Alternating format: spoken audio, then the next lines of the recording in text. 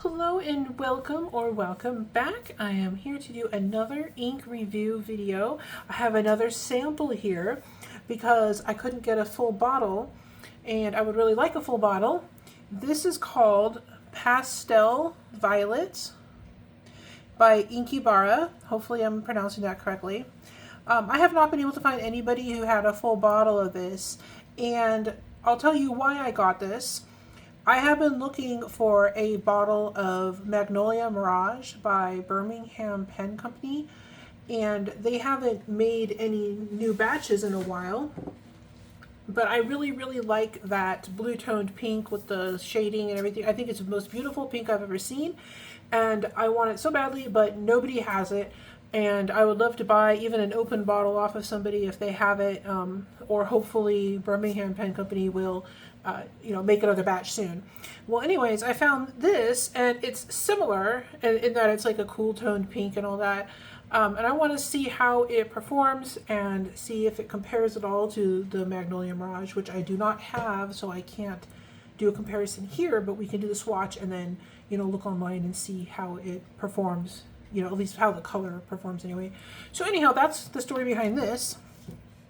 And I got this from Venice, and they had only samples of. They did not have any full bottles, so this is all I was able to get.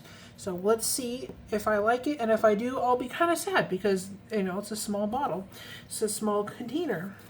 So what I do here is I review ink swatches on 3 different kinds of paper so that you can see how the ink performs, because a lot of times when you look at the ink swatches online, it doesn't look like the pen, the ink coming out of your pen on your paper. And sometimes it's the paper that affects that. So anyways, I'm going to do this on copy paper, HP 32 paper, which is like a more fancy copy paper, and Tomo River paper. And I'll start with the copy paper. And if there are any colors that you would like to see me review, any specific inks or even just general colors, let me know in the comments below. And if I haven't, we can do a review of it. Alright, so we'll start with this copy paper. This does not have any shimmers in it, so I don't need to shake it in between samples. Oh, and we'll do the swatch card as well. May as well do that.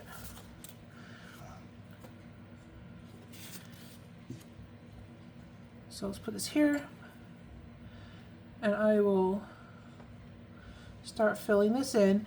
This does look very violet, just like the name says, but from what I've seen, it turns pink, at least in like all the swatches I've seen online. Yeah, see, it's turning pink, which is really kind of bizarre, but really cool. I love the way it just changes color, because this is what I saw on the photos online, was it looked more pink.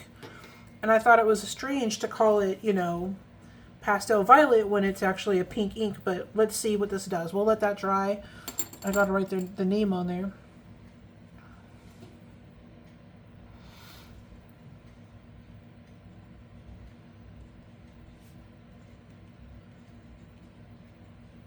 This is by Inkebara.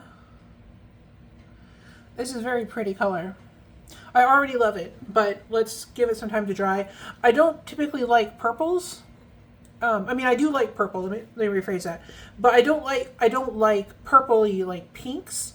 So I'm not trying to get like a light purple. I'm trying to, because I mean, for this specific ink that I'm after, it's just like it's a cool toned pink is what I'm after, like a blue toned pink. And then it had like blue. If you see the swatches online of the Magnolia Mirage, it has like blue shading or like blue edging to the ink. So anyways, we'll give that, you can see it's pure liquid. Let's let that sit on the side and dry. And then we'll check it out once it's completely dried up. All right, so this is the copy paper that I have under here.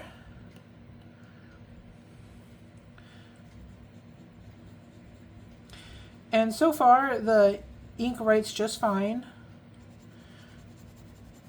It doesn't feel dry or anything, although I'm not an expert at all. This might be a very dry ink and I'm just not aware of it. But I've had some inks where even on this dip pen, they didn't want to flow nice on the paper, so that is not this. It is Pastel Violet, okay, yes. Sometimes I doubt myself and I have to double check, and this is copy paper. Okay. It does look like there's some feathering. A little tiny bit of feathering, so if this bothers you, then you might want to pass this one on this one, but that does not matter to me. It's not severe enough to where it would bother me at all. It's very, very slight. So that's on the copy paper. Let's set that aside, and we'll check the HP 32.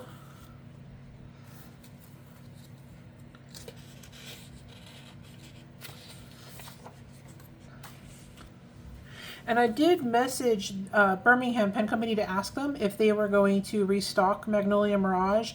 And I don't think they plan to discontinue it necessarily, but they told me that they have trouble with the red part of the die. I guess maybe it's getting hard to source it or something. I don't really know for sure. But I wonder, because I haven't been able to find anybody else who had a like blue toned pink like that anywhere. So I'm wondering if whatever is making it difficult for them to make the ink, maybe it's affecting everybody. Like maybe it's a situation where nobody can source the ingredients they need to make it. Or maybe that's just me making things up because I really want that ink and nobody has anything that compares to it and I'm frustrated. But that's okay. I guess we don't get everything we want in life, right? Okay, so this is the HP 32. Okay, so already this looks way better. It's not even, I don't even know if it's fully dry yet, but like on these swatches here, you can kind of see, or at least I can see, I'm hoping the camera is showing this, but just faintly, the slightest, faintest blue outline around the edges, just barely. Okay, so that's looking good. The other thing about the Magnolia Mirage from Birmingham Pen Company is that when I've seen people swatch it, it changes color slightly depending on the lighting that it's in.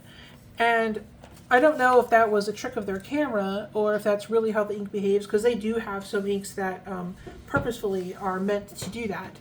And I think they're really, really cool. They have one called Salt Marsh that does that. The way that the ink looks is different depending on the lighting, and not just because of the lighting, but just because of how the ink is. And I don't know how they do that, but I thought it was really cool. So anyway, I'm wondering if this will do the same thing, but I'm not really worried about that. If this ink looks how I want it to, then it won't matter about the color changing properties and all that. It's not important. Okay, this right here. Pastel Violet, and this is Tomo River paper.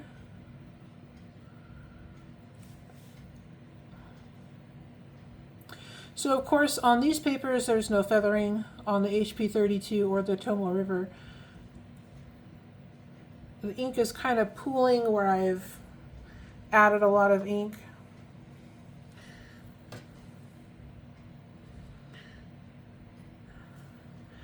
Set this aside. I want to put the cap on this because I do not want to spill this. All right, I'm setting that. Actually, we could put it here, back in here, and I'll put that aside. Okay, so let's see how this looks so far. Okay, so this is definitely separating out the pink and the blue, which I really, really like. And I have noticed there are some blue inks that have pink undertones. And even those will kind of separate out and you'll see a little bit of pink in the blue. That's really pretty also, but I've been looking specifically for a pink with the blue undertones where the blue separates out just like this one. And the only one that I knew of was the one by Birmingham Pen Company, but this one by Inkebara, the Pastel Violet, is pretty close. It's doing what it's the right kind of pink. It's not super bright pink. It's not, whatever, but it is kind of leaning more violet.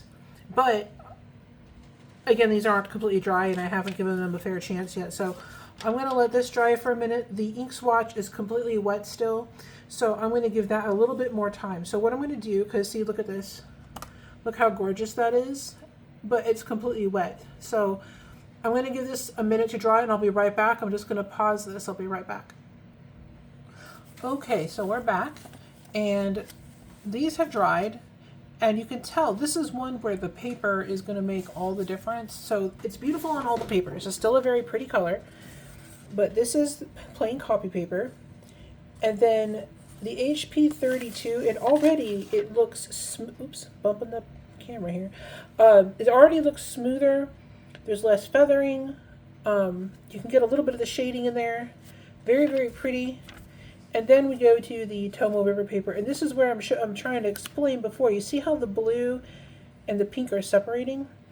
And I think that's so pretty. And that's what I wanted. So this might be a second best as far as like the inks. If I was to get a blue toned pink, this might be my only option until Birmingham Pen Company decides to make more of that ink or get the supplies they need to make the ink, I guess. They're not deliberately avoiding making it. They just can't, I guess, right now. So here is the swatch card. Look how beautiful that is. And this really shows the separation of the blue and the pink. This is more like a more concentration of the ink, so that's why it's a darker shade there. But this is more what it's going to look like when you write with it, is that lighter color. So if you can compare that, you can see it's in the writing itself, it's a lighter shade. It looks more pink than violet, and that's what I wanted. So I'm very happy I have this.